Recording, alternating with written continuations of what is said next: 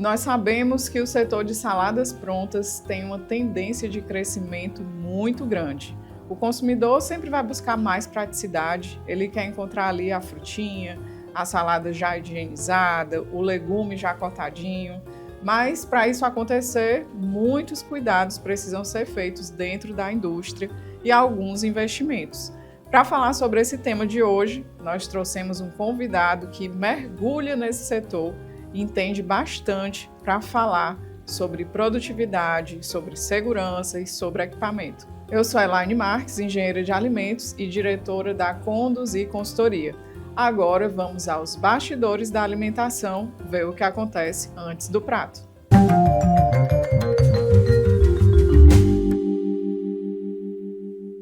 E você aí que tem uma distribuidora de alimentos, ainda manda o seu catálogo em PDF ou então numa planilha de Excel, tá na hora de ter a sua loja virtual, modernizar aí a forma de vender da sua distribuidora. Então entre em contato com a plataforma Meu Fornecedor, que eles vão te ajudar.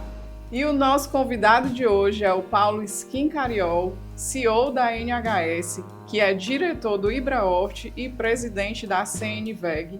Então o cara entende muito do setor de salada pronta. A gente vai discutir sobre isso. E já para entrar no assunto, Paulo, eu quero agradecer por você ter aceitado o nosso convite, mais ainda por você ter viajado, né? A gente está gravando aqui no Ceará. Exato. E isso é muito bacana, né? Eu sei que você é uma pessoa que conhece muito. E para falar desse setor, a gente sabe que é um setor que está em crescimento. Quais são as perspectivas, o que é que você tem visto de número que pode aí trazer para quem tem indústria e pode animar o proprietário desse setor? Muito bem. Primeiramente, é uma honra muito grande estar aqui. Eu agradeço muito o convite. Sempre que a gente fala do que a gente ama, fica mais fácil, né? Sim, e eu sou apaixonado por saladas prontas. Você botou uma responsabilidade grande nas minhas costas aí, que eu entendo muito. Entende. Eu realmente espero poder levar para o público do Antes do Prato informações de qualidade e que essas informações possam ser aproveitadas, né, e transformadas em saladas prontas, que é isso que a gente quer, né? Exatamente. Então, falando um pouco das perspectivas do mercado, só para contextualizar, entrei nesse mercado em 2011, mais ou menos 2012. Então, se a gente fizer um comparativo hoje com o que era lá atrás, é surpreendente o crescimento que nós tivemos. Esse crescimento ele demorou para acontecer, né? De 2011 até 2020, 2021, ele vinha crescendo pouco no Brasil, né? Assim, a passos bem pequenos, né? E a pandemia foi um marco, né? Porque durante a pandemia, o pessoal muitas vezes não tinha quem cozinhasse em casa. Sim. E queria buscar por segurança, conveniência e praticidade. Então muita gente acabou conhecendo a salada pronta. E aí foi um salto de crescimento. Porque quem conhece esse produto, quem leva esse produto para casa, quem leva para a cozinha do restaurante, quem leva para a cozinha do hotel e percebe os benefícios, ele não abre mais mão de ter esse produto. Né? Entra na rotina, né? Entra na rotina. Então a gente percebeu um boom das saladas prontas. A gente percebeu governo federal atuando de alguma forma, a gente percebeu Anvisa atuando também, olhando para esse segmento. Começamos a ver o dono do supermercado, o supermercadista muito interessado, né? O supermercadista começa a entender que esse produto tem que estar na gôndola dele, né? Então, as perspectivas para os próximos anos são muito boas. O Instituto Brasileiro de Horticultura, o IBRAHORT, do qual eu faço parte, né, a gente prevê aí crescimento na casa de 15% a 20% nos próximos 10 anos das saladas prontas. Pô, mas vai crescer tanto assim? Olha que interessante. A Euromonitor diz que em 2024, o setor de varejo no Brasil de FLV movimentou 84 bilhões de reais. E também esse número do IBRAHORT, porque as saladas prontas é um mercado novo, então ainda não tem medições, aferições. Sim. Isso depende muito de informações que nós mesmos vamos buscar, né, ali dentro do IBRAHORT. Então a gente estima, né, que se a gente fizer um consumo comparado entre vegetais in natura e saladas prontas, as saladas prontas representam 3% a nível nacional dos vegetais em si, né?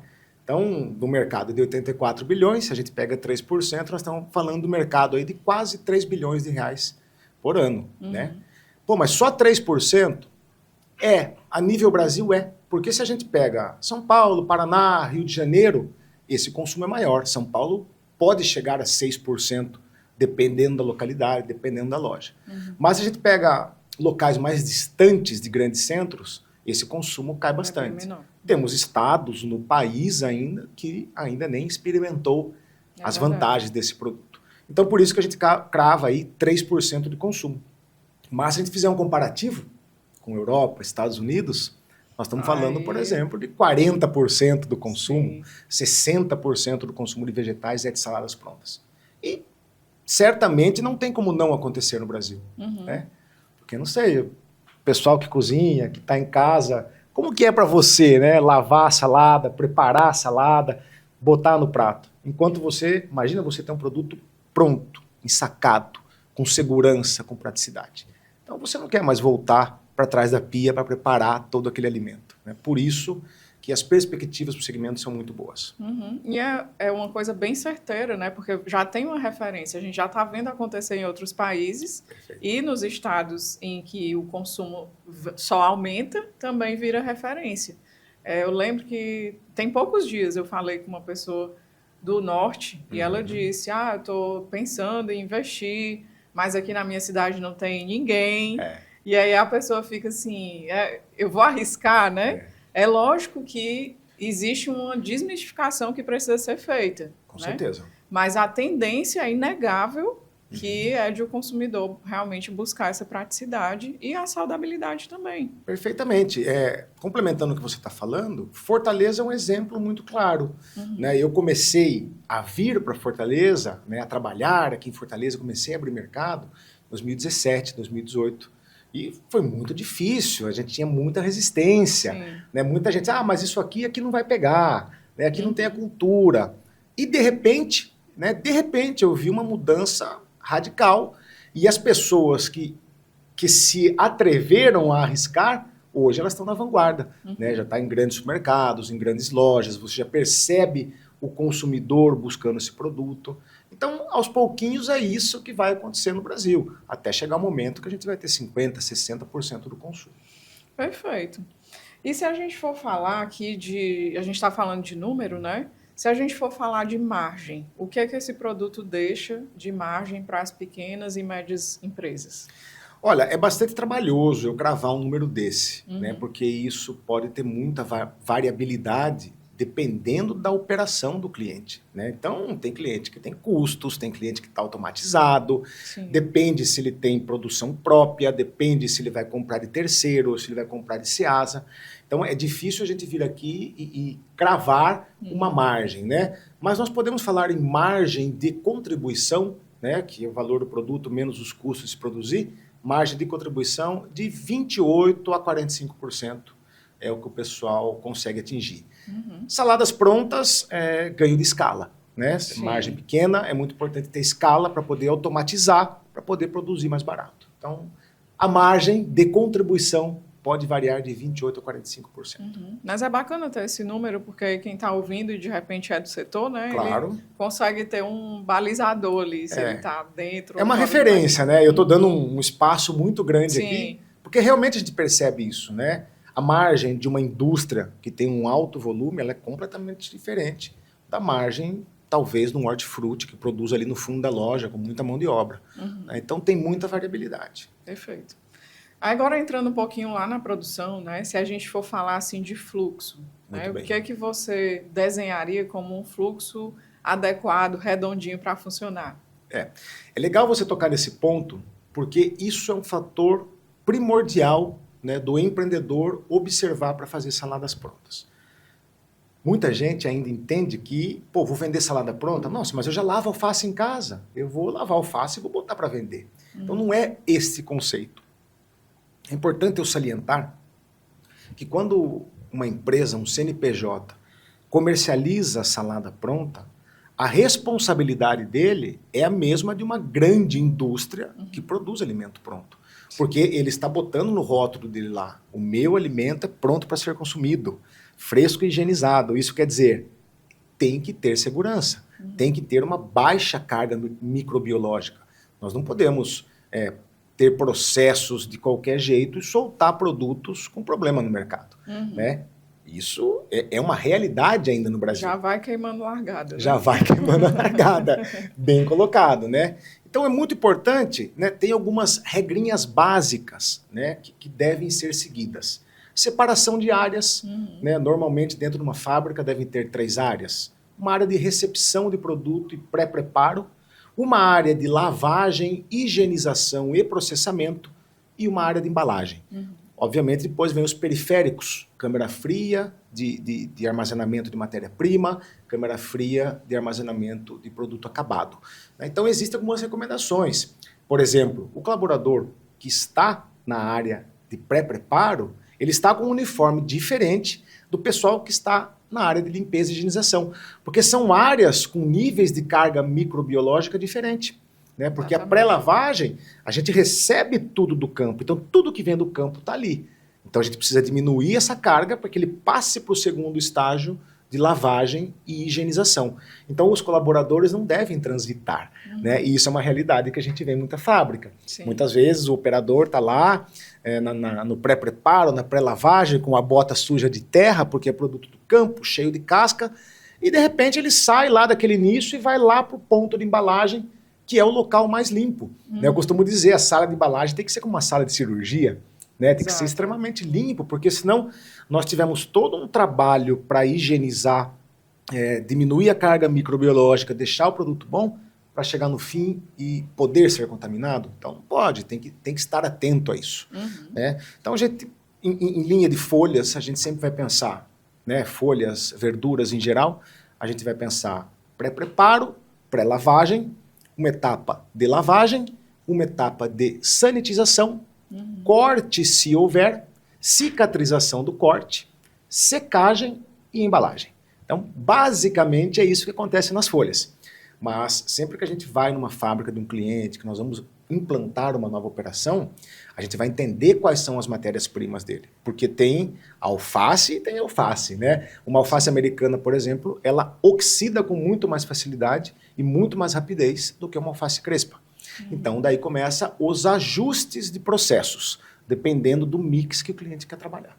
Né? Perfeito. Quando falamos em legumes, de forma geral, então recebemos os legumes com casca, higienizamos ele numa solução de base clorada, descascamos, damos um banho pós-descasque, fazemos o famoso toalete, né, que é manualmente finalizar o descasque, tirar algumas partes não comestíveis, como o olho da batata, por exemplo. Isso não estraga o produto, mas deixa ele com visual feio. Então você limpa isso, processa, né, corta em cubo, rala, lava, corta em palito, higieniza, centrifuga e embala. Então, basicamente, né, de uma forma bem básica e ampla, aqui eu estou trazendo para você um pouco desses conceitos. E outra coisa que eu não posso deixar de falar, e assim, é um dos pontos mais importantes na produção de alimento fresco e higienizado, é o frio. Né, porque o que está ali dentro da embalagem, né, a salada que está embalada, ela não tem conservante, ela não tem adicional de química para manter aquele produto. E qual é o melhor conservante para frutas, verduras e legumes? É o frio.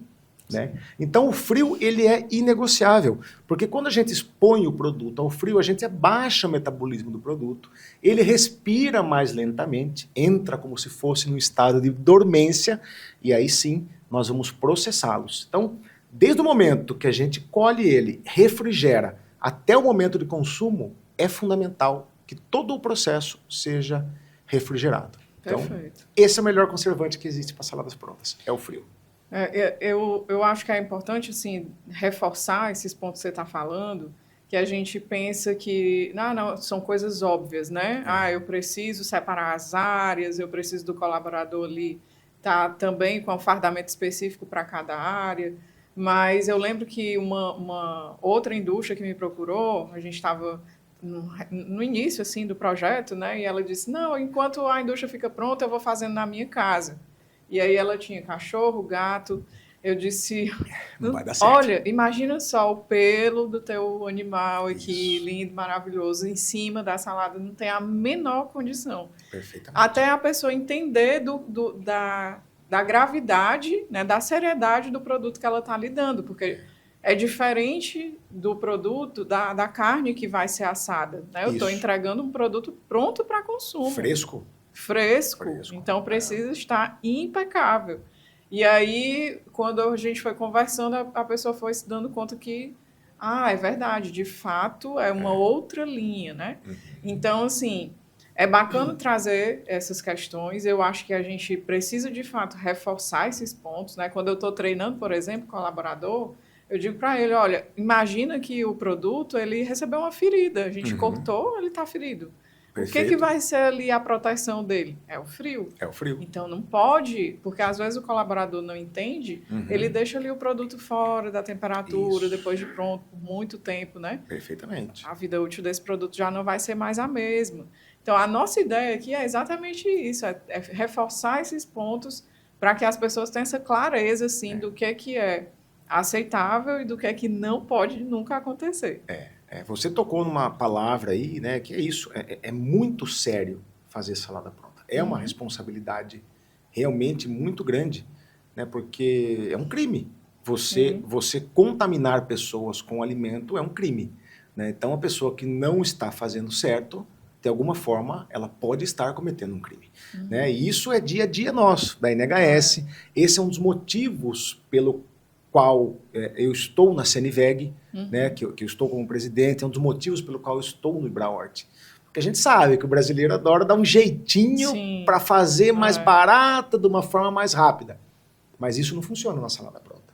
Né? A salada pronta, a gente tem que seguir as regrinhas básicas para se produzir saladas. Então é importante estudar portarias da Anvisa, né, portarias do Estado, legislação, consultar, né, um engenheiro de alimento, pessoas que tenham esse conhecimento. Muita gente acha que se tem o dinheiro, uma sala, comprar algumas máquinas, vai fazer. É muito mais do que isso. Né? A estrutura física e a máquina é uma parte de todo o negócio. Os processos são tão importantes quanto ou mais. Porque às vezes você investe um bom dinheiro numa estrutura física, você investe um bom dinheiro em maquinário e em fábricas, mas você não investe numa consultoria, por exemplo, de engenharia de alimentos, ou de nutricionista. Então, quer dizer... Ou não treina as pessoas, né? Ou e as não treina pessoas vão as estar pessoas. ali lidando com aquilo todo dia. Exato. E não sabe, não tem a menor ideia do que está fazendo. Perfeitamente. Precisa conscientizar as pessoas, né? E eu sempre gosto de fazer esse paralelo, e eu desafio até as pessoas, se você comprar uma salada pronta de uma indústria séria, né, de uma empresa que siga as normas básicas, e levar para casa... E daí você lava a sua salada na tua casa, como você lava normalmente, depois manda para um laboratório para analisar. Possivelmente o que veio da indústria está muito mais limpo do que o que você fez em casa. Porque mesmo em casa, raramente as pessoas seguem as recomendações adequadas para higienizar o produto e baixar a carga microbiológica dele. É verdade. Né? Então, muita gente só passa na água, né? A gente sabe disso, dá uma lavadinha ali em casa e tal. Isso não resolve muita coisa, não. Quantas vezes, né? Eu já perguntei no restaurante, como é que você fez aqui essa limpeza? Eu passei uma água, tá tudo bem. E na verdade, assim, o que a gente vê tem menos problema do que o que a gente não vê na salada. Né? Então, uma lesminha que você vê ali, ela é menos problemática do que uma carga microbiológica que você não enxerga. Talvez um gravetinho, ele é menos perigoso do que uma microbiologia que pode ter ali um patógeno e afetar o nosso sistema. Aí agora você tocou num ponto que eu queria falar, ele não estava aqui nas perguntas, mas isso já aconteceu, né, de cliente encontrar alguma larva, e a gente sabe que tem algumas que elas vêm lá dentro do produto, você põe para higienizar, e depois ela surge ali, né? E o cliente nunca entende aquilo. Mas é um ponto importante de esclarecer, né? Essa questão de não significa que ali ele não passou pela desinfecção. Perfeitamente. É o que eu digo, né? É o que a gente vê faz menos mal do que o que a gente não vê. Né? A lesminha é mais uma questão estética, uma questão ali de... me sinto bem com isso. Mas isso também... Né? Claro que a salada pronta não deve ter a lesminha, né? E a gente tem que trabalhar desde lá do campo, né? Isso eu costumo dizer, porque a matéria-prima influencia muito na qualidade do produto final. Então, a gente até pode aprofundar um pouco mais nesse assunto. Mas é justamente isso, né? A gente tem que tirar a carga microbiológica do produto, né? E aí exige processos e programas e produtos para que isso aconteça de uma forma eficaz. Perfeito. E aí, falando sobre esse processo produtivo, a gente sabe que em algumas indústrias o gargalo começa a acontecer, né? Onde é que você identifica que isso, a indústria está crescendo, onde é que começam a surgir esses gargalos? Olha, uma forma de você ver é quando o produto começa a ficar esperando o próximo processo dentro da caixa. Porque, basicamente, nós temos dois tipos de linha de produção. Nós temos linha contínua, que você bota o produto de um lado e ele vai sair do outro. Passa por 4, 5 máquinas e ele sai lá do outro lado. E nós temos linhas que não são contínuas. Então, o ser humano tem que fazer a transferência de uma máquina para o outro do produto. Sim. Por exemplo, eu descasquei, agora eu preciso lavar. Entre a descascadora e a lavadora, eu posso ter uma esteira. E isso faz um processo contínuo. Ou não, por conta de investimento e volume, ainda não se tornou interessante eu automatizar. Não posso investir tanto. Então você começa de uma forma não contínua, de uma forma cíclica, né? Por espaços.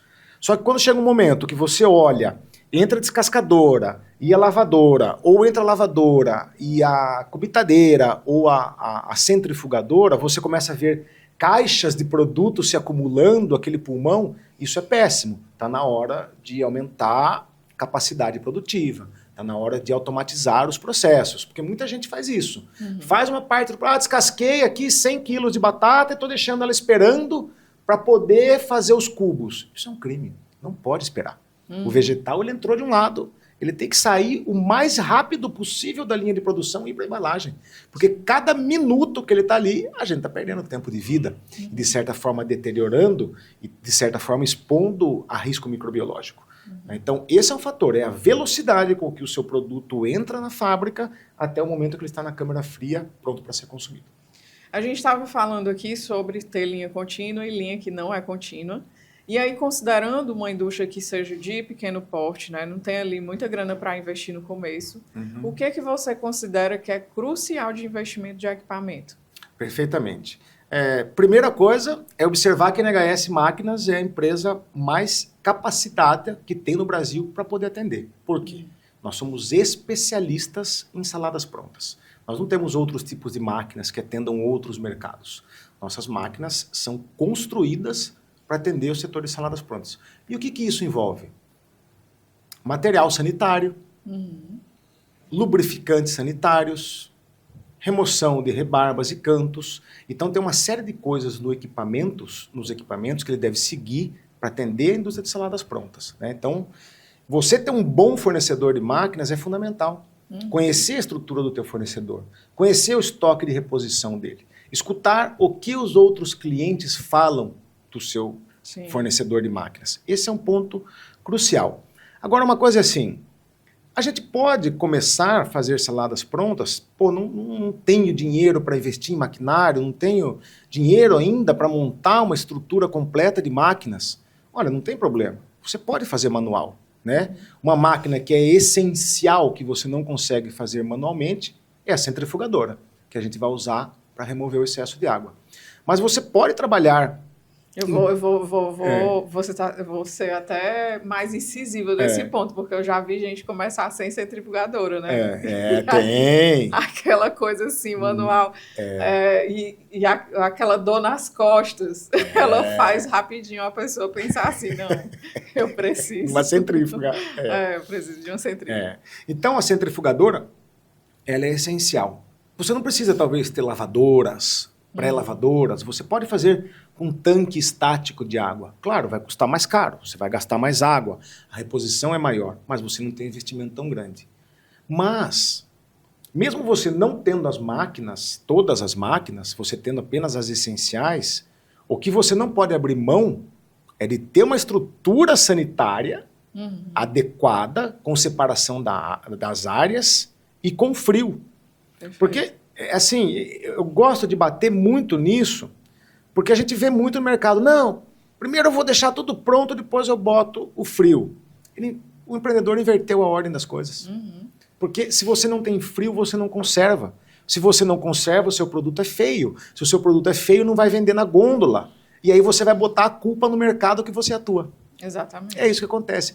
Pô, aqui o pessoal não consome. Não, pera um pouco. Que tipo de produto está na gôndola? Né? Tá formando água embaixo? O produto tá crocante, o produto tá com aspecto bonito, tá numa embalagem adequada, tá no tempo adequado.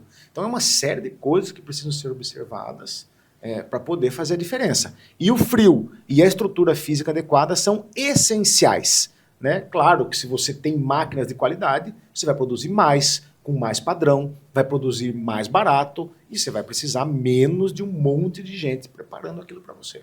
Perfeito. E se a gente continuar aí nesse fluxo, né, vamos dizer aqui que a gente está incrementando essa indústria que começou, pensando na produtividade. O que é que tem de ganho quando a gente inclui equipamentos em algumas áreas? Olha, são ganhos enormes, porque pensa, vamos fazer uma brincadeira aqui, vamos fazer cubos de batata. Então vamos dizer que nós temos aqui em cima dessa mesa um saco de batata, né, de 50 quilos, e a gente tem que fazer cubos dele. Como é que a gente faz cubo? Ou a gente vai fazer manualmente, ou a gente vai botar aquela cabrita, por exemplo. Um processador, um mini processador. Isso aí vai dar uma produtividade para você não mais do que 30, 40 quilos por hora. Né? Quando a gente implanta uma cubitadeira, nós estamos falando de 200 a 1.000 quilos por hora de produto, né? Sem a necessidade de mão de obra. Né? Então, o que a gente costuma dizer? Que uma linha, né, uma produção de até de 30 a 40, 45 quilos por hora, dá para você tocar ela manualmente só com uma centrifugadora. Dificilmente você vai ter um lucro adequado, porque é muito pouco produto. A margem não é tão alta. É um produto perecível, né, que tem custos. Por isso que tem que crescer, tem que ganhar volume. Então, a partir de 50 quilos por hora, já é interessante você começar a pensar em máquinas, em lavadoras. Passou de 150 quilos por hora, já precisamos começar a automatizar alguns processos. Passou de 300, 400 quilos por hora, já precisamos automatizar o setor de embalagens. Então, conforme vai ganhando produtividade, a gente vai automatizando cada vez mais a fábrica, a linha e melhorando os processos. Já que a gente está falando ainda dos equipamentos, né, pensando em ergonomia, em normativa, como é que os equipamentos estão ajustados para o colaborador conseguir operar e ele ficar tranquilo em relação à saúde mesmo dele? Veja bem, no nosso segmento de máquinas e equipamentos existe a normativa, né, a norma regulamentadora número 12, tão famosa NR12, né, que é a segurança da máquina e do operador. Então, na NHS Máquinas, as máquinas são construídas por engenheiros, tem um engenheiro responsável que assina. Então, a gente tem que observar, né, toda a parte de ergonomia, de segurança, segue os procedimentos regulatórios da norma.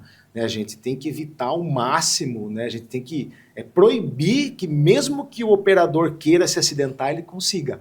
Então, basicamente, essa é a NR12. Então, as máquinas saem com sensor de presença, com sensor de encosto. Se você abre uma porta, ela para totalmente. A gente avalia a questão de ergonomia na hora de fabricar máquinas. Então, quer dizer, tem um time de engenharia por trás, né? Tem um time de projetos por trás.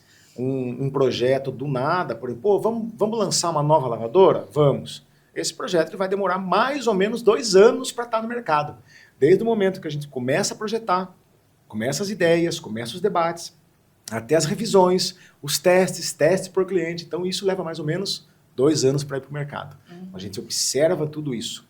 É um desafio, né? Eu costumo dizer que é um desafio grande a gente aproximar a prancheta do engenheiro ao chão de fábrica, né? Porque o engenheiro projetista ele tem um grande conhecimento teórico que está ali atrás. Né? E no chão de fábrica, nem sempre 1 mais 1 é 2. É verdade. Às vezes a gente precisa entender e ter a vivência do chão de fábrica para poder juntar com a teoria e entregar ao nosso cliente algo que o satisfaça. Perfeito. Falando agora de manutenção, né? Eu sei Uhum. que é uma coisa que o brasileiro também não tem isso assim tão no radar, né? Perfeito. O que que seria plausível de fazer manutenção preventiva e como é que funcionam as corretivas para quem não está ali pertinho de vocês? Muito bem. Primeiro de tudo, né? Nunca deixe de fazer manutenção preventiva. Se você mantiver as manutenções preventivas dos seus equipamentos, ela custa até 30% menos do que as manutenções corretivas. Então, esse é um ponto fundamental. Muitas vezes a máquina está rodando, está com uma esteira ruim, soltando um fiapo, o empresário diz, pô, não posso investir agora, não vou trocar a correia. E ele continua trabalhando com aquela correia até que aquela correia solte um fiapo dentro da embalagem dele e vá parar lá no supermercado. Aí o dono do supermercado vai ligar e vai falar, pode cancelar os meus pedidos que eu não vou mais comprar com você porque o seu produto está vindo com borracha dentro. Então, quanto custa isso? Né? Isso é muito caro. Então, quando a gente mantém as manutenções preventivas, nós vamos manter os nossos equipamentos em funcionamento. É assim, é esse conceito que tem que ter. Toda máquina, você não leva o seu carro a cada X mil quilômetros na revisão? A máquina é a mesma coisa. Se você não levar o teu carro na revisão, vai faltar óleo, vai queimar a vela, vai entupir os bicos, ele vai começar a ficar ineficiente, vai gastar mais gasolina, e é isso que acontece com as máquinas. Sem falar, se você está no teu carro, imagina só você no teu carro, ou produzindo alface para entregar para um cliente importante, tua máquina quebra, o teu carro quebra, você não vai chegar no teu cliente ou você não vai entregar a salada pronta. Quanto custa isso? Muito mais do que fazer as manutenções preventivas. Na NHS Máquinas, nós entendemos isso, né? Isso é muito claro para nós, né? Que a missão da NHS Máquinas é gerar lucro para o nosso cliente através dos equipamentos. Né? Então, o que isso quer dizer? Que a máquina tem que estar funcionando sempre. E com essa visão, a NHS Máquinas tem uma outra empresa, que é um braço dela, que é a NHS Serviços, que ali existe justamente para a gente atender o pós-venda. Né? Nós temos um produto que é um contrato de manutenção preventiva, onde os nossos técnicos de X em X tempo estão lá na sua fábrica fazendo todas as manutenções preventivas do teu equipamento. E também nós atendemos manutenções corretivas. Se a tua máquina deu um problema aqui, nós temos um suporte online que funciona muito bem. Então, como as máquinas são simples, não são muito eletrônicas, é mais mecânica, 85% dos casos a gente consegue resolver por telefone. Né? Quando não consegue resolver por telefone, desloca uma equipe nossa até o local do cliente. É um desafio? É um desafio. Né? O Brasil é muito grande, né? É difícil formar técnicos que não sejam nossos, então hoje a gente atende direto da fábrica, a gente se desloca da fábrica para atender o nosso cliente. Entendido. Se a gente for falar aqui dos equipamentos em específico, né? Vamos começar ali da lavadora. O que é que o empresário precisa observar para ele escolher o equipamento correto ali para a produção que ele tem? A gente vai ajudar ele a escolher a lavadora a partir do produto que ele vai higienizar e do formato, do tipo de processamento que ele vai comercializar. Por exemplo, se ele vai comercializar folhas fatiadas, né, mais folhas fatiadas do que folhas inteiras, a gente vai trabalhar com um tipo de linha. Se ele for comercializar somente folhas inteiras, nós vamos trabalhar com outro tipo de lavadora. Então nós temos no nosso portfólio 4 tipos de lavadoras diferentes que a gente entende a necessidade do cliente para ofertar a melhor tipo de lavadora. Para adequar aí, né? E eu sei também que as descascadoras, elas são um gargalo, né? Para algumas empresas. Muito perigoso, inclusive. Sim. O que é que precisa ser visto assim, na hora de tomar essa decisão? Do descasque. Isso. É assim, né? Hoje no Brasil, né, até então, né, até algum tempo atrás, o que se tinha no Brasil e o que mais se tem no Brasil é um descasque por abrasão, né, que nada mais é do que uma lixa, né? É um tambor de inox, um cilindro de inox, como se fosse essa caneca, revestido internamente com lixa, né? E na parte de baixo, esse disco aqui, ele vira, fazendo com que o produto se movimente ali dentro. Então o produto vai raspando ali naquela lixa, vai tirando a casca, né? E daí tirou a casca, o produto sai. Só que a NHS Máquinas, muito atenta e muito preocupada com a qualidade do produto, a gente foi estudar um pouco isso. E o que nós descobrimos? Que quando a gente descasca na lixa, o produto ele é descascado pela pancada. Então ele bate na lixa e daí sai aquela pele, né? O que acontece quando é feito esse processo? As células externas do alimento, elas morrem, porque elas sofrem demais, sofrem muita injúria. Então mata as células externas, a gente aumenta o metabolismo do alimento, ele vai chupar muita água, a hora que sai do descasque, você aperta a batata assim, ela está um pouco amolecida. Você bota no vácuo, em 2, 3 dias vai perder o vácuo. Sim. Então, o que o pessoal faz? Deixa o equipamento de lado, acaba descascando na mão. Tem um monte de gente para poder descascar na mão lá, para poder ter um aspecto melhor do produto. Então, nós da NHS, depois que nós descobrimos isso, que a gente entendeu isso no mercado, nós criamos uma descascadora sem lixa. Nós substituímos as lixas por lâminas de aço inoxidável. Então, o descasque da máquina da NHS, ela representa como se fosse descasque manual. Ela dá um acabamento como descasque manual. O produto vai ter muito mais tempo de prateleira e ele vai estar muito mais bonito aos olhos do cliente para poder ser vendido. Eu acho que pode passar assim na cabeça de quem está ouvindo, né? Mas isso não vai me gerar mais desperdício, porque como é que o equipamento vai conseguir fazer o que uma pessoa faria, né? Como é que em termos, precisa depois finalizar alguma coisa? De fato sai tudo bem limpinho? Como é que funciona na prática? Todo descasque feito mecanicamente é recomendável que se tenha uma revisão, né? Porque talvez a gente não consiga tirar 100% da casca. Vamos dizer que eu ponha para descascar, por exemplo, uma batata doce, né? Que ela tem ângulos, né? Irregularidades. Então talvez aquela irregularidade ali não seja descascada no equipamento. Você precise dar um acabamento manual dele, né? Sim. Então, isso acontece, esse tipo de coisa. Mas o equipamento ali, ele vai descascar 95%, 98% do produto. E quando a gente compara com descasque manual, nós já fizemos alguns estudos. Então, vamos dizer, que tem aqui 6 pessoas em volta nessa mesa, vamos descascar batata. Cada um pega a sua batata. O rendimento vai ser diferente de cada operador. Um vai perder mais, outro vai perder menos, um deixa mais redondinho, o outro não. A máquina não. A máquina vai padronizar isso, né? E a perca que a máquina de lâminas oferece, ela é muito próxima ao descasque manual, só que com volume muito maior. Então você ganha na economia de escala. Perfeito. Eu acho que a gente podia até entrar no assunto lâmina, né? Já que a gente está falando aqui de corte. Muito bem. Porque é uma coisa que tem uma interferência também muito grande. Muitas empresas também não se atentam, né? A como é que eu vou manter essas lâminas bem afiadas e por que eu preciso manter essas lâminas afiadas. Tá. O porquê eu vou ilustrar, né? Então, trazendo um exemplo de novo, vamos imaginar que nós temos uma faca que não está muito afiada, e nós temos um bisturi. E eu vou fazer um corte na minha pele.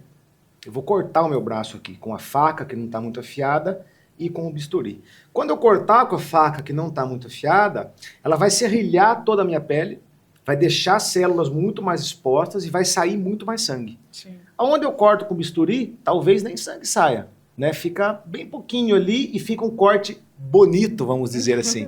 Né? Não está estragada toda a minha pele. Então isso acontece com os vegetais, né? Isso acontece com a alface, isso acontece com os legumes, porque esses produtos têm uma estrutura celular, ele tem vida, né? Mesmo a gente tendo colhido ele do campo, ele continua tendo vida, né? Ele continua tendo metabolismo, ele continua respirando. Então, as facas é essencial, a faca tem que ser afiada todos os dias. Uma faca de fatiadora de folhas, por exemplo. Né? As folhas têm uma estrutura celular muito delicada. Então, se eu corto a folha com uma faca cega, eu vou rasgar a folha e eu não vou cortar. Quando eu estou com uma faca super afiada, com um material adequado, eu corto por cisalhamento e eu não causo tanta injúria no produto, fazendo com que ele não mele na embalagem.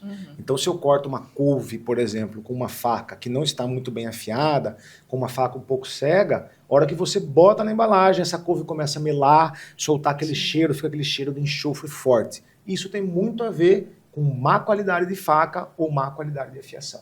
Perfeito. Eu vou até aproveitar, né, para agradecer o Evandro.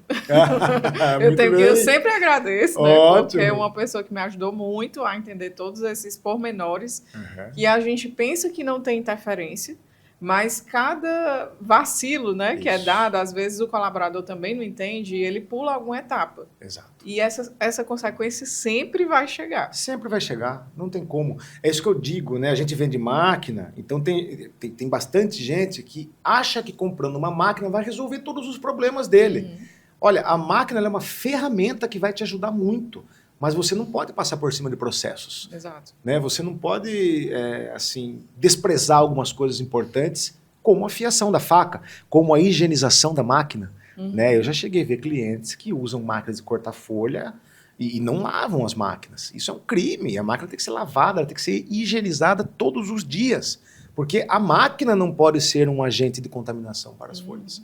Então, e eu acho que a gente tem uma responsabilidade aí de ser o mais didático possível com quem está operando, né? Perfeito. Então, trazer essas ilustrações da pele, né? Eu pego a cenoura, faço eles quebrarem ao meio, assim, compara, agora corta, Isso. agora passa no equipamento, vamos vendo aqui as diferenças, agora eu passo um papel. Exato. Porque vai ficando claro, né? A gente não pode acreditar que uma pessoa que nunca vivenciou aquilo, né, que faz dentro de casa de um jeito, ele simplesmente vai absorver porque você diz que sim, né? Exato. Então, o dizer por quê e a importância de fazer e seguir aquele processo, ela precisa ser uma rotina Com certeza. de quem está nessa operação no dia a dia, para que o colaborador entenda ali que, de fato, é ele que vai estar operando, né? Isso. Que não é assim, fazer porque a gente está orientando, é fazer porque o cliente precisa desse resultado. Isso é uma exigência desse mercado. Isso. Né? Trabalhar com produto fresco. Então, você está coberta de razão. Gostei muito do teu exemplo, de mostrar isso na prática, é uma conscientização e sensibilização né, do nosso cliente. Isso, e é engraçado que em um desses momentos, né, eu peguei 2 colaboradores e entreguei uma cenoura para cada um. Você vai partir assim e você vai usar a faca. E eu perguntei para os outros, vocês acham que o que machuca mais? Não, a faca. Olha isso. Porque faca é faca, né? Na cabeça. Então, assim, quando eu boto numa lâmina, a lâmina é muito pior, né? E aí você vai, não é assim que funciona. Vamos ver aqui as irregularidades. Aí ele está conseguindo perceber. Né? Então, fica mais fácil de ter essa compreensão. E aí, falando disso, a gente sabe também que é difícil manter, muitas vezes, esse padrão, né? A gente falou aqui dos equipamentos que vão ajudar nesse padrão, mas o que mais pode ser feito para que as empresas consigam estar aí num padrão alto de qualidade? Eu acho que é sempre importante você ter um técnico responsável, né? Uma pessoa capacitada que responda pela segurança do alimento na tua produção. Né? Eu acho que isso é algo essencial. Né? E depois é estudar, né? É saber sobre o mercado que você está atuando. É assistir podcasts como esse, é pegar o fornecedor de máquina para ele te ensinar, é pegar o fornecedor de embalagem para ele te ensinar, é contratar uma consultoria de qualidade que te ajude com isso. Acho que isso são coisas muito importantes. Né? A gente tem que ter... Quem quer produzir saladas prontas tem que ter a consciência do que está fazendo. Né? É completamente diferente você vender salada pronta do que você vender um pé de alface, ou um fruto de tomate, ou um fruto de manga. Né? Quando está higienizado, está pronto para consumo. Né? Então tem que ter essa conscientização. Eu acho que essa conscientização do que você está fazendo e da responsabilidade que você tem é uma das coisas mais importantes que tem. Porque a partir do momento que você tem essa consciência, você vai querer seguir os caminhos certos. Sim, né? E daí você começa a juntar pessoas que vão te ajudar nesse caminho. Aí. O que não pode é não prestar atenção nessas coisas. É achar que você está fazendo saladinha pronta como se estivesse na tua casa. Não é assim que funciona. E eu acho que um outro desafio que existe é depois que o produto sai da indústria, né? Tem não só o desafio do consumidor de ele receber esse produto, que eu acho que isso é uma coisa que está sendo vencida, mas é do próprio supermercado mesmo, de tratar esse produto como ele merece ser tratado, né? O Perfeitamente. que é que você poderia dizer, né, assim, para os dois lados, né? A indústria depois que ela tem que expedir e o supermercado quando ele tem que receber, quais são os cuidados que precisam ser feitos nesse momento? Perfeitamente. Todo mundo tem que se organizar um pouquinho, né? Todo mundo tem que se ajudar para que as coisas aconteçam. Do ponto de vista da indústria, ela tem que seguir as normas que nós estamos falando aqui, essas regrinhas, essa conscientização. E a refrigeração, ela também está no transporte. Sim. Né? Então chamamos de cadeia do frio. Né? Desde o momento que a gente tira do campo, bota no frio, até o momento do consumo, o produto tem que estar refrigerado. E isso inclui frete. Né? Então, se você vai entregar no supermercado, vá com o teu carro refrigerado. Porque se você gelou e esquentou e gelou de novo, é pior do que não ter gelado nada. Né? A oscilação de temperatura, ela é pior do que uma temperatura quente constante. Né? Isso estraga demais o produto. Então, do ponto de vista de indústria, é um pouco disso. Agora, do ponto de vista de supermercado, nós estamos num processo evolutivo no Brasil. Né? Todo mundo está aprendendo a trabalhar com saladas prontas, desde o produtor de campo, aliás, desde o produtor de semente, porque existem sementes específicas e adequadas para os produtos que serão processados. Então, desde o produtor de semente, passando pela indústria, passando pelo supermercado, até chegar no consumo em casa, todo mundo tem que ter a consciência do que é a salada pronta. Né? Então, o que acontece muito no supermercado? De forma geral, os estrategistas dos supermercados, da rede de varejo, né, as principais cabeças que estão lá em cima, eles sabem que a salada pronta é o futuro e ele sabe que a loja dele tem que vender salada pronta, porque se ele não entrar nessa, ele vai acabar ficando fora do mercado. Então, mas qual é o problema? A equipe que está abaixo, né, as pessoas que operam o supermercado, nem sempre tem esse conhecimento. Muitas vezes, um comprador de supermercado, que é uma pessoa muito hábil, né, sabe como fazer compras, mas muitas vezes ele compra o vegetal fresco higienizado da mesma forma que ele compra o in natura. Né? Então, como que eu falo da mesma forma? Ele acha que os processos são iguais. O que acontece muito, por exemplo? Tá marcada a sua entrega 8 horas da manhã no supermercado. O caminhão chega lá, refrigerado, e muitas vezes só vai ser descarregado à tarde, depois do almoço. Então aí a gente já está deteriorando o produto, né? Porque já perdeu temperatura dentro do veículo, o empresário não vai deixar o veículo ligado para ficar refrigerado.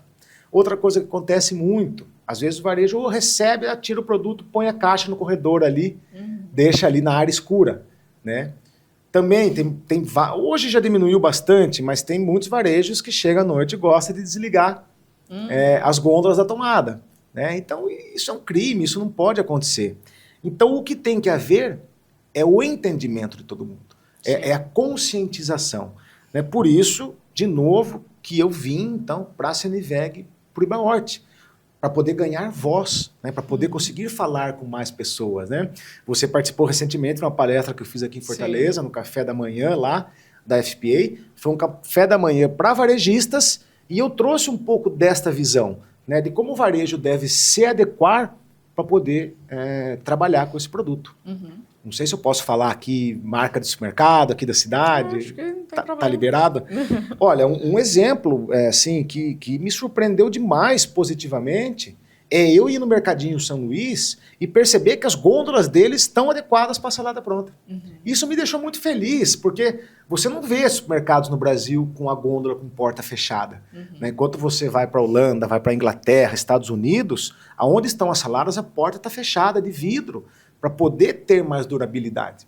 Então, são esse tipo de ação, né, como o do Mercadinho São Luís, que faz toda a diferença. Né? E eu acho que dentro ainda desse contexto do supermercado, uma coisa que eu também gosto muito de tocar é que a gente ainda tem, em alguns supermercados, a cultura de fazer um aproveitamento inadequado do que está lá, né? E aí a gente está educando o fornecedor de uma forma errônea, porque, afinal de contas, a pessoa vai pensando assim, eu não vou querer esse produto, porque eu imagino que seja uma sobra, algum produto que ia ali para o desperdício, uma fruta que estava mofando, né? Porque a pessoa que está operando ali dentro, ela vai dizendo para o vizinho, que vai dizendo para a família, que vai dizendo para não sei quem. E esse burburinho vai ficando, né? E as pessoas vão ficando, eu vou consumir, eu não vou consumir. E o processo dentro da indústria, ele não acontece dessa forma. Pelo contrário, a matéria-prima que é usada lá é a melhor matéria-prima. É a melhor. Né? A melhor parte do alimento, né? Isso. Assim, o controle de matéria-prima, ele é essencial, né? Tudo começa com a matéria-prima, a qualidade da matéria-prima. Então, se você for em fábricas de saladas prontas, e você frequenta, você sabe, grandes fábricas, você vai ver produtos assim, mas de primeira linha chegando. Matéria-prima, assim, boa demais, né? Então, isso é fundamental, essa qualidade da matéria-prima é essencial. E uma outra coisa também que eu observei é assim, eu acompanhei supermercado que ele não tinha nada de salada pronta. E ele passou a ter. Muito bem. Só que ninguém falou nada para ninguém. Né? E aí, de repente, aquele produto chegou. Quando você vai conversar com a pessoa que está operando aquilo, foi tão engraçado que eu sentei todo mundo e aí comecei a conversar. Ah, vocês conhecem? Sabe como é que funciona? Como é que vocês estão fazendo? Ah, não, é o mesmo tratamento que a gente dá para o outro produto. Então, ficava muito tempo fora da temperatura, eles empilhavam, inclusive com coisas mais pesadas em cima. Olha então, só. O produto que tinha vácuo, perdia vácuo, né? E aí você vai, não, olha, aqui é assim, é outro produto. Foi tão bacana que no final, um deles disse, eu tô chateado. Olha aqui só. Porque como é que Então, se é tão sensível assim, se é tão, né, esse produto é uma outra, vamos dizer que é um produto premium ali dentro daquela categoria, como é que simplesmente mandam assim para mim na loja e ninguém fala nada, né? Olha só. Então, um outro ponto que também precisa ser visto. A gente não pode trabalhar só ali fechado dentro da indústria, tem que ir até o ponto de venda. Ensinar o ponto de venda a trabalhar, conscientizar o ponto de venda, né? E assim, salada pronta não é reaproveitamento de alimento. Sim. Não é, né? Se alguém tem essa ideia, vou pegar o que está na prateleira ali, vou embalar para vender mais, não faça isso, né? Porque você está, de certa forma, denegrindo o mercado como um todo, né? Essa questão de ser o aproveitamento, né? De ser o reaproveitamento ou de ser o resto, esse é um dos mitos que existe no Brasil, que a gente vem trabalhando muito via Celiveg para quebrar isso. Né? Porque a salada pronta de uma empresa de qualidade, ela não é o reaproveitamento, ela não é o que ia para o lixo, ela é o filé mignon da coisa, é a melhor parte do produto. Né? Então, não existe reaproveitamento de produto em saladas prontas. Perfeito. A nossa conversa está quase chegando ao fim. Ah, que pena. Né? Passou rápido, hein? Foi bem rápido. Vai. Mas antes da gente concluir, eu queria que você falasse um pouco mais da NHS, né, como empresa, como um todo, e fechasse, assim, dando um recado para quem está investindo no setor, quem já está aí dentro e que às vezes fica ali, né, cansado. É verdade. Bom, olha, a NHS foi fundada em 2011, né? É uma empresa que tem uma cultura, né? uma cultura empresarial muito forte. Né? Quem está lá dentro, né? Todos os nossos pessoal, todo mundo vive o mundo da salada pronta. Né? Tudo que eu falei aqui, né? A gente sensibiliza o nosso time lá dentro, né? Para mostrar para eles dessa importância. Né? E a NHS Máquinas, ela faz um trabalho consultivo, né? E isso é muito legal. Então, se você deseja montar uma fábrica, basta você ligar na NHS Máquinas lá, falar com o Diego, que eu também preciso falar, né? Está aqui conosco. Ele está bem ali escondidinho, mas eu tenho que agradecer aqui, porque é uma pessoa extremamente atenciosa, exato, que está ali à disposição para tirar dúvida. Isso. Não vou dizer a qualquer hora, né? Mas que realmente a gente se sente amparado. Exato. Então, assim, né, o Diego, assim como eu, né, se especializou no mercado do nosso cliente. Então, a NHS Máquinas, você pode confiar, ela não vai empurrar máquinas em você que você não precisa. A NHS Máquinas tem o interesse de fazer com que você cresça para ela continuar vendendo máquinas, né? Então, o que acontece? Se eu vendo uma máquina hoje para você, você demora para comprar outra máquina, né? A não ser que você cresça. Então, aqui nós temos essa missão de acompanhar o nosso cliente, né? Então, a gente pega na mão do nosso cliente, a gente leva ele a conhecer outras plantas. É verdade, né? Isso eu posso afirmar com categoria. Né? A gente vai entender o negócio dele antes de oferecer uma máquina, a gente vai desenhar todo o layout dele, né? Então é um trabalho, né? É um processo. Né? A compra de máquinas com a NHS, ela é um processo que acontece, porque nós da NHS gostamos que o cliente compre a nossa máquina quando ele está seguro, quando ele realmente fala, é isso que eu preciso, e não comprar só porque o vendedor está dizendo. Né? Então a gente faz todo um trabalho de conscientização para mostrar para ele essa necessidade. Né? E, como eu te disse, a NHS Máquinas ela é super atenta à questão de pós-venda e manutenções preventivas para os equipamentos estar funcionando. Além, né, de ações que a NHS faz, como estar na CNVEG, né, que eu estou lá à frente, então a gente promove encontros nacionais, né, onde vem produtores do Brasil inteiro. Promovemos missão técnica agora em 2026, em fevereiro, vamos para os Estados Unidos, lá na Califórnia, né, lá no Vale de Salinas, que é a maior produção de hortaliças do mundo e saladas prontas estão ali. Então a gente está organizando isso, levando as pessoas que se conhecem. Por quê? Porque nós queremos que seja disseminado. Né? Nós queremos que todos os locais de consumo de FLV seja fresco e higienizado com segurança do alimento. Que todos possam comer e ter o prazer, né, e a satisfação e a praticidade de pegar umas saladas prontas. Então isso é um pouco da NHS. E é bacana esse ponto, assim, de trazer junto os empresários, né, até para eles se conhecerem, Perfeito. Porque é uma forma de fortalecer o setor. Né? Eu já trouxe também aqui presidente de associação, e é isso que a gente vê acontecer, porque quando você está andando ali isolado, é mais difícil até de identificar onde é que você está errando ou o que é que você pode fazer para melhorar ainda mais. Perfeitamente. Né? E quando você convive aí com outras pessoas do setor e tem uma experiência dessa de ir para fora do país ou mesmo em outro estado e conhecer a fundo a realidade de outras empresas, isso traz... É como se a pessoa estivesse assim, ganhando anos de experiência em poucos dias. Né? Perfeitamente. Olha, eu aprendi isso uma vez com um amigo, né? E isso ficou assim, marcou muito para mim e é uma grande verdade, né? Que complementa muito bem o que você está falando. Então, às vezes você tem um problema na sua linha de produção e para você é um problema novo. Mas ele não é um problema novo no mercado. Outras pessoas já tiveram esse problema ou estão tendo. Né? Então, se você tem a oportunidade de compartilhar com outras pessoas, às vezes você resolve de uma forma muito mais simples e muito mais barata com apenas uma troca de ideia.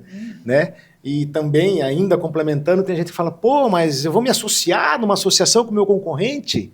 Né? Mas ali na associação, nós não estamos falando de prateleira. Nós não estamos falando de gôndola, nós não estamos falando de preço de produto.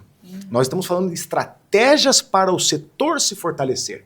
Então, ali nós estamos, né, na associação um nível acima daquela briga de mercado, que é completamente normal. Né? As empresas vão disputar gôndola, vão disputar mercado, mas o empresário que está por trás, eles têm que estar acima dessa situação para poder conversar com o empresário que pode ser um concorrente dele, mas talvez eles se ajudem estrategicamente.